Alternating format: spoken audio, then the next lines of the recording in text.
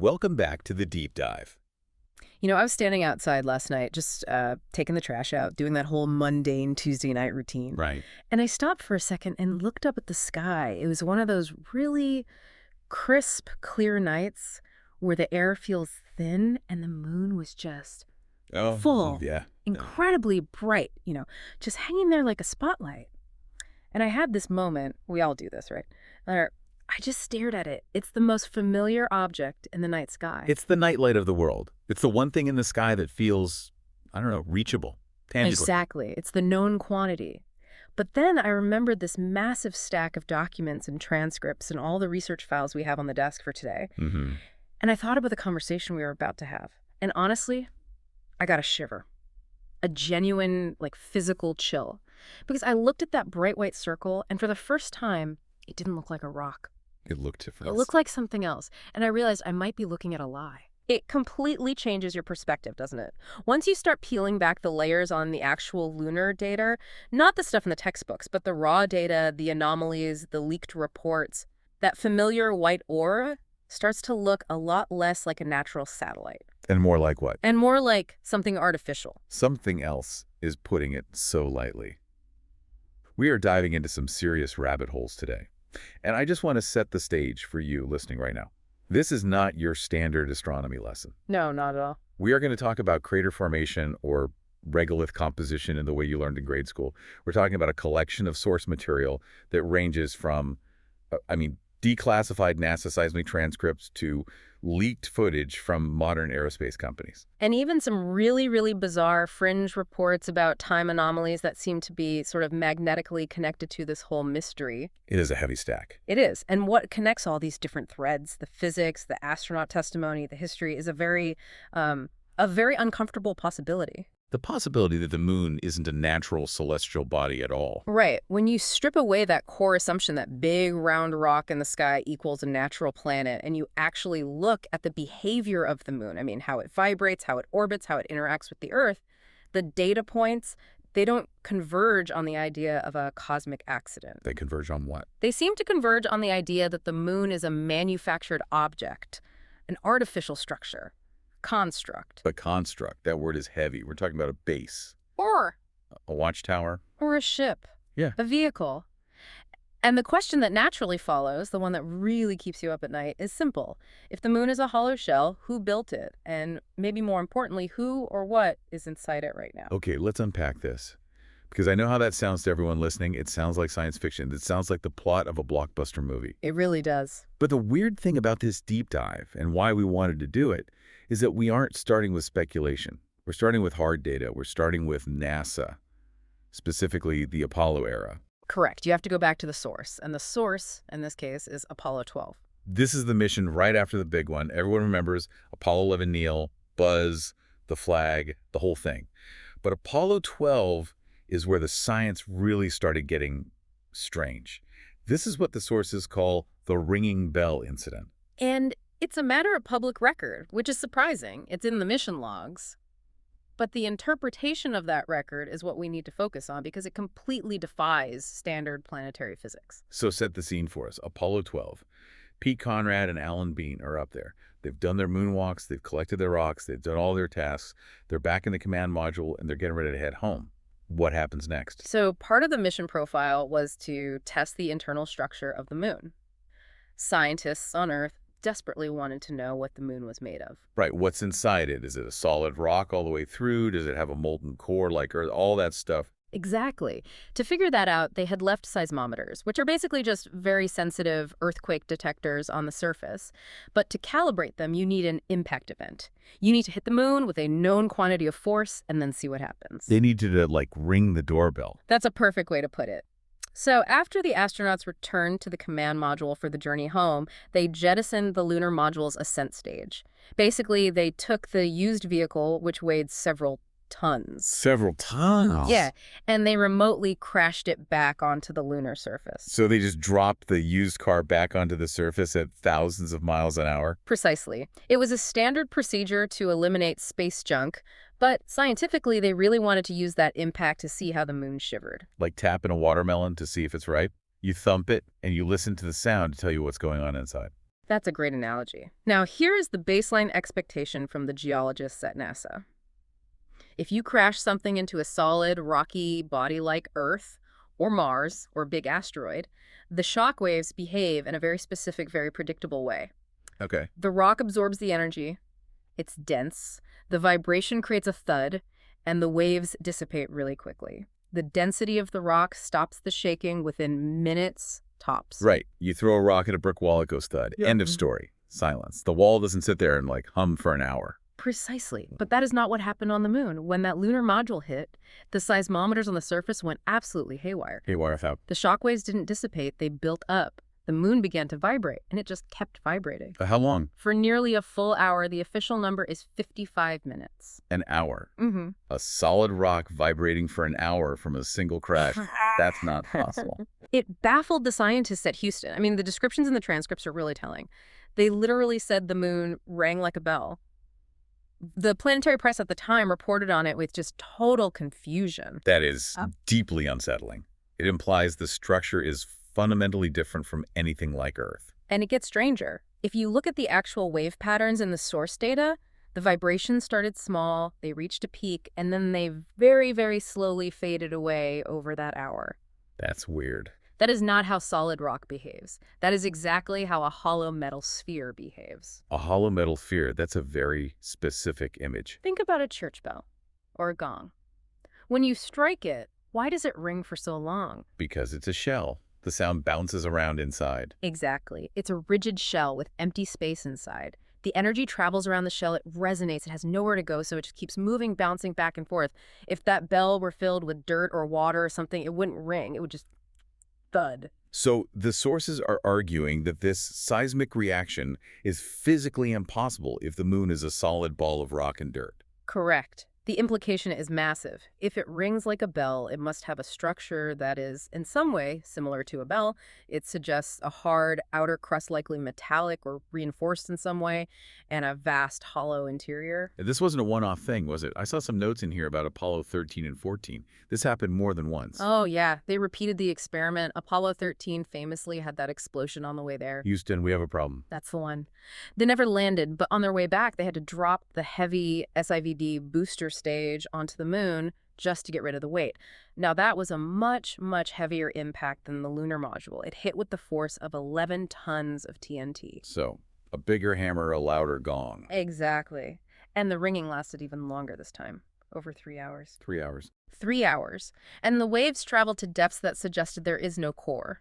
Or at least not a core like Earth's. The shock waves just raced around the surface. It led to a theory, a pretty controversial one, that the moon is essentially a spaceship or a station that was parked in orbit eons ago. Parked. I love that word in this context. It implies intent, like someone just pulled the handbrake and left it there for us to find. Yeah. But if it's hollow, that implies it's habitable. Yeah. Or at least functional. It implies engineering.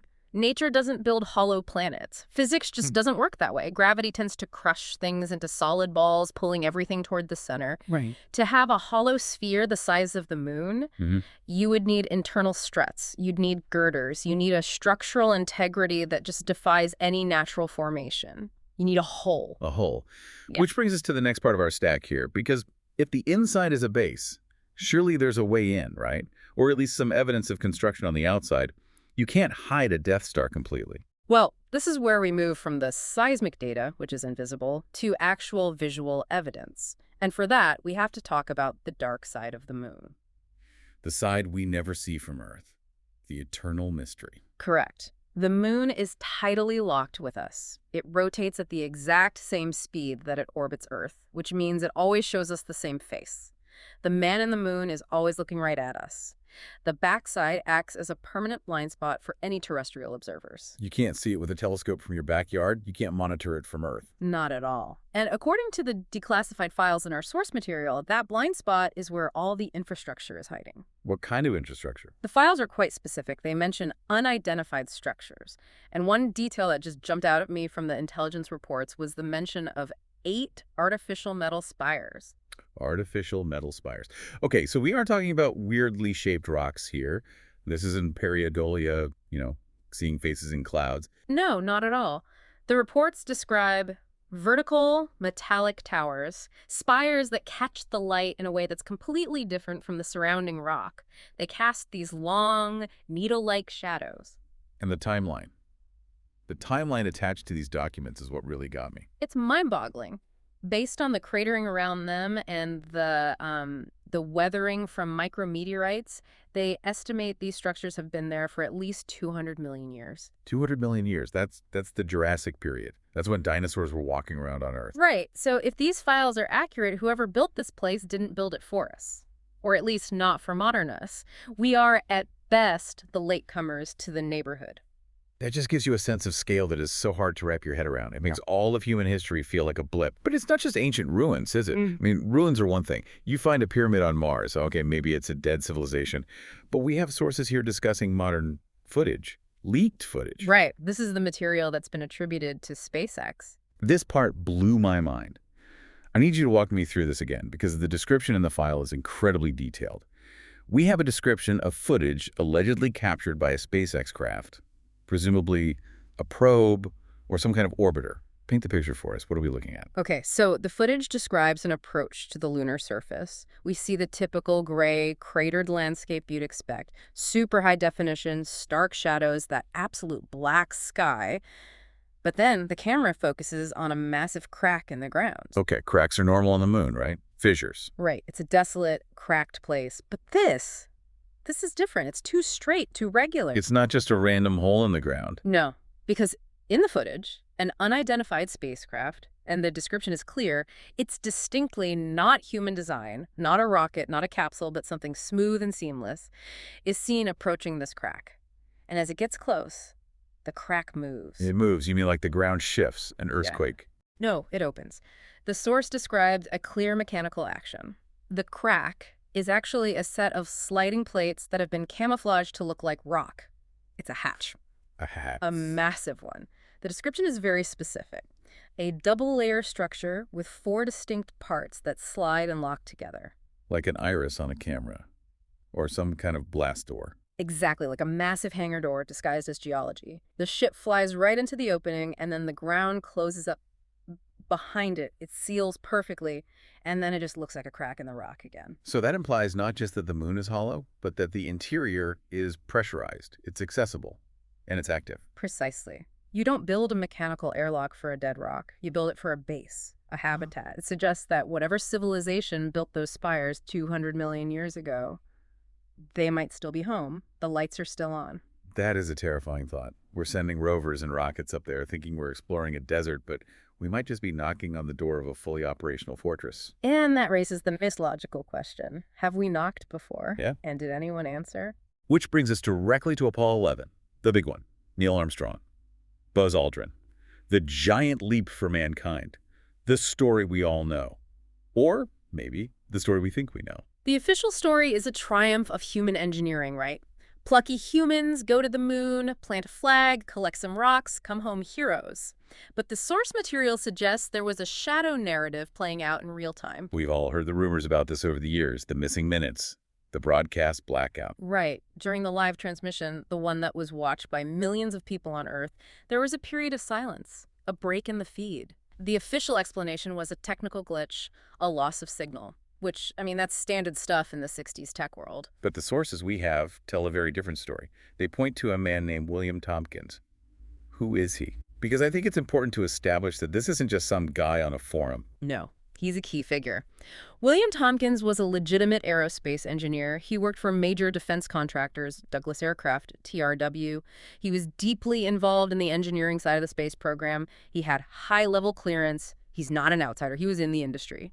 And his testimony is, well, it's explosive. He claims to know what Armstrong actually saw during those missing minutes of the broadcast. What does he say happened? According to Tompkins, when Armstrong and Aldrin landed the Eagle, they were not alone. Armstrong reported seeing a fleet of extraterrestrial ships. A fleet. Not just one anomaly, but a whole fleet. A fleet, parked along the rim of a crater, just sitting there, watching them. Can you just imagine that for a second? Put yourself in Neil Armstrong's boots. You've traveled 240,000 miles. You are in a tin can the size of a closet.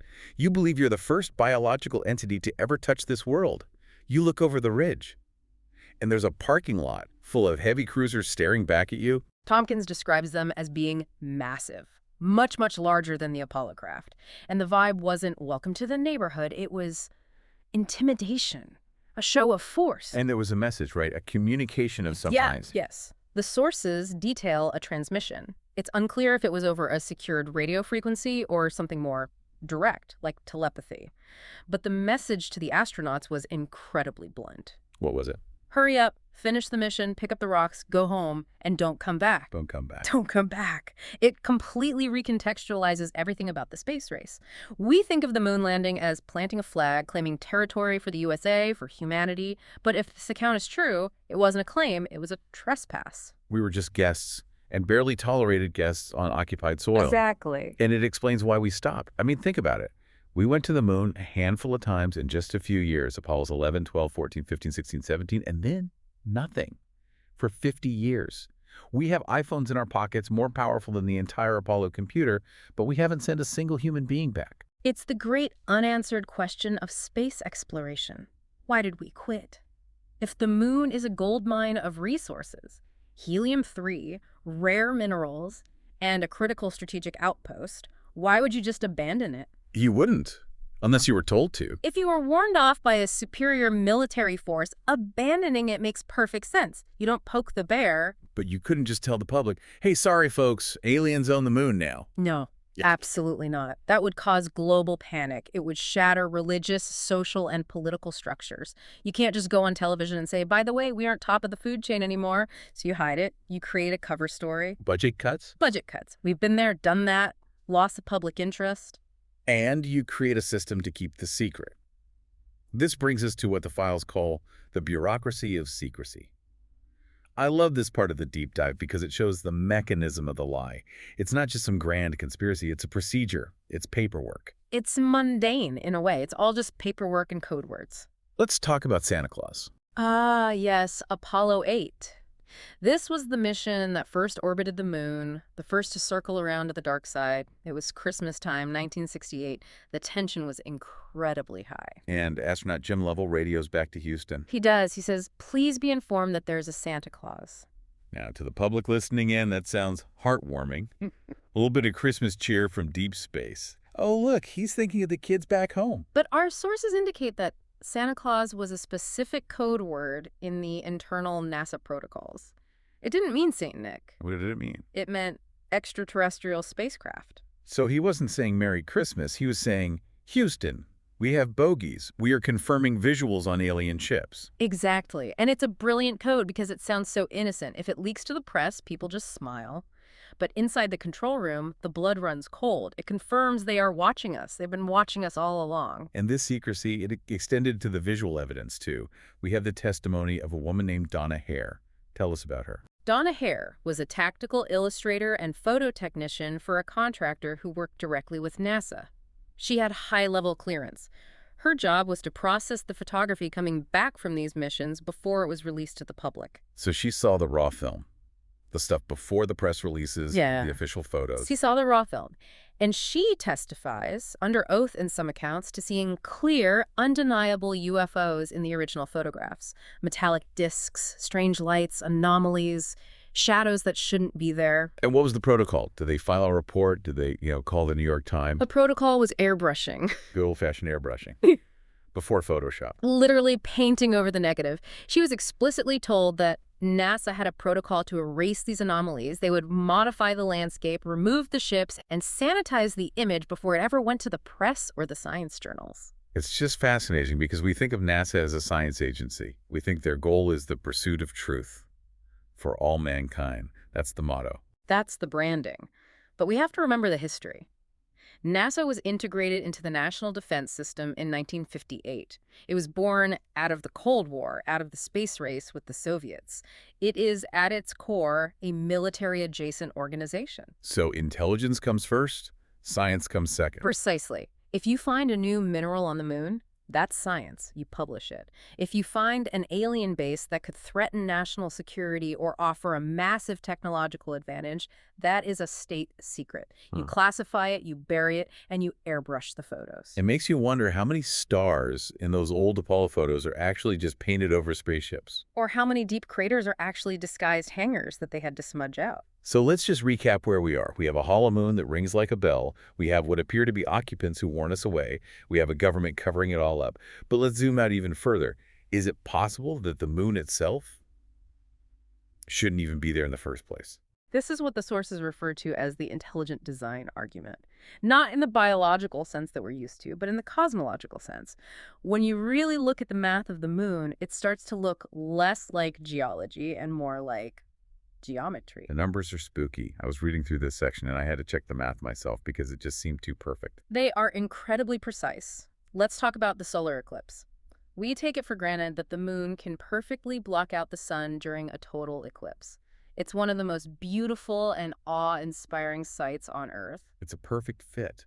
The disk of the moon perfectly covers the disk of the sun. It's an amazing coincidence. But do you know why it fits so perfectly? It's because of a staggering mathematical coincidence. The sun is exactly 400 times larger than the moon. Okay. But the sun is also exactly 400 times further away from Earth than the moon is. So the size and the distance cancel each other out perfectly from our point of view. Exactly. It creates a perfect visual match. The odds of this happening naturally for a planet with intelligent life that can appreciate it are astronomically low. No other moon in our solar system does this.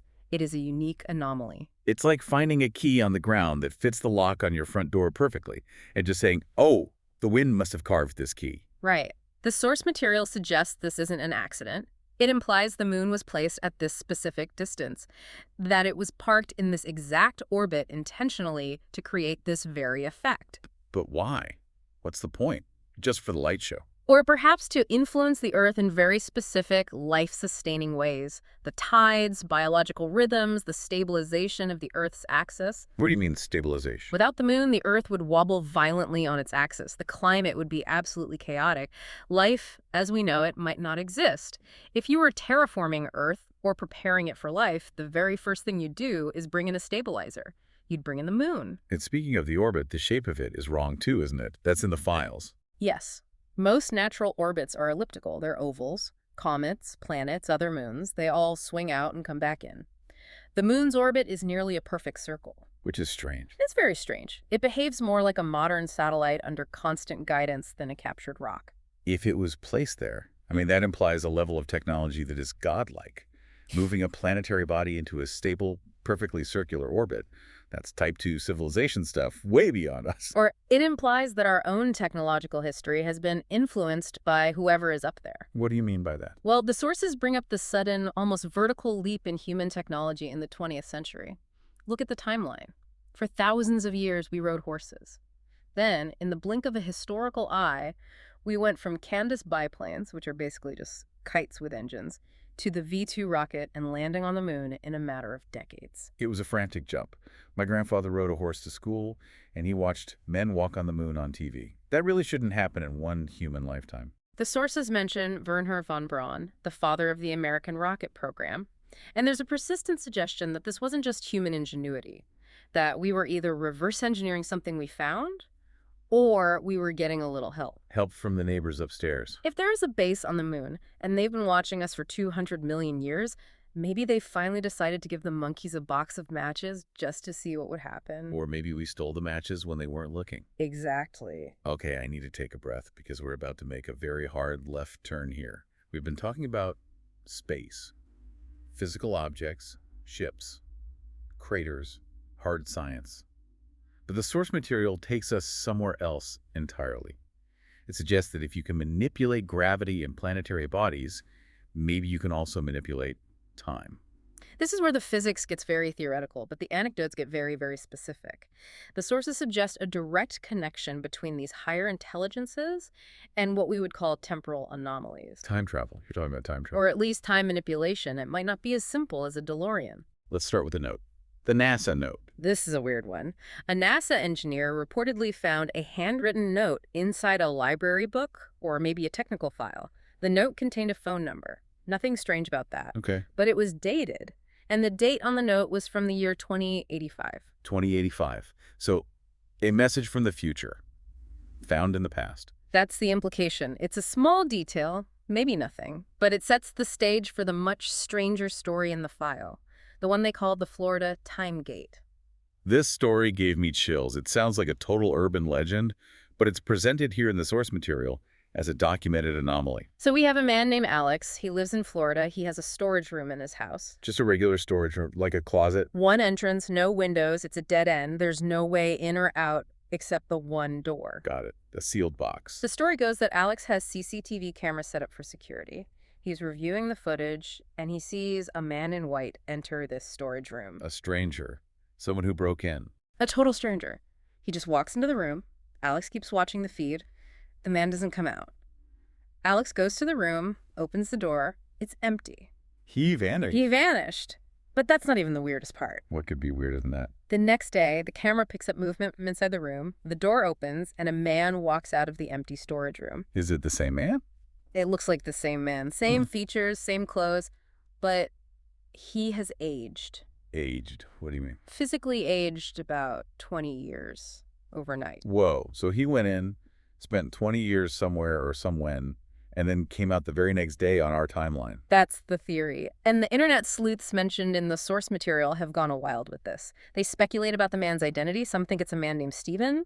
Some even draw these strange parallels to Stephen King novels, suggesting a thinny or a portal between worlds opened up in this guy's house. It sounds completely crazy, but if we try to connect it to the bigger picture, if there are entities capable of engineering an entire moon, capable of interstellar travel, then their understanding of physics is millions of years ahead of ours. To us, time is a river we flow down. We can't go back, we can't speed up. But to them, time might be a terrain, something they can navigate. and a storage room in Florida might be a glitch, a weak point in the fabric of reality, or maybe even a deliberate door. Right. It makes you wonder if the watchers on the moon are just watching space, or if they're watching our entire timeline. If they can warn Neil Armstrong to go home, maybe they can warn us about where we're going as a species. Or maybe they're just acting as cosmic zookeepers, making sure we don't break the timeline. It ties back directly to that zoo hypothesis, doesn't it? It really does. The idea that Earth is a preserve, a wildlife sanctuary. And the moon is the ranger station, is the observation blind. Exactly. You don't let the lions wander out of the park. Yeah. And you definitely don't let the monkeys play with the security cameras or the time travel equipment. And if the monkeys start building nuclear weapons, Then the rangers might have to step in, or at least reinforce the fence. Just- So let's try to synthesize all of this, because we've covered a lot of ground here. We have a moon that rings like a bell, suggesting it's hollow. We have ancient spires on the dark side. We have modern footage of ships entering mechanical hatches hidden in the ground. we have astronauts being explicitly told to back off. We have a government bureaucracy dedicated to erasing the evidence. And then we have these cracks in reality where people lose 20 years in an afternoon. When you stack it all up, the one conclusion that seems to fit all the data points is that we are not the masters of our domain. We are tenants. And the landlord lives in the apartment upstairs, and he's very quiet, but he's definitely watching. It's a very humbling thought. We think we're conquering space, but maybe we're just tiptoeing around a sleeping giant. I think the most telling detail in all of this is the silence. We haven't been back. We have the technology now. We have the money. We certainly have the ego. But we stay in low Earth orbit. We play with the space station. We send robots to Mars. But the moon, we leave that alone. That silence speaks volumes, doesn't it? It's the silence of someone who knows they aren't welcome. It forces us to ask, who is actually making the big decisions for the human race? Is it the president, the UN, or is there a directive coming from somewhere else that says, this far and no further? Don't come back. Don't come back. You know, tonight, when everyone's listening to this, I want them to do what I did. Go outside, look up, find that bright white circle in the sky. It looks so peaceful, so static, so known. But ask yourself, is it a rock or is it an eye? And if it blinks, Yeah. what do we do then? I don't think we have a protocol for that one. No, I don't think we do. This has been a wild ride. From the seismic bells of Apollo to the time gates of Florida, it is a lot to process. It is. But that's the point of the deep dive, right? To shake up the certainty, to realize the world and the universe is far stranger than the textbooks allow. Stranger indeed. Oh. Thanks for taking us through the files today. It's been Well, enlightening and a little terrifying. my pleasure. Just Maybe close the curtains tonight. I definitely will.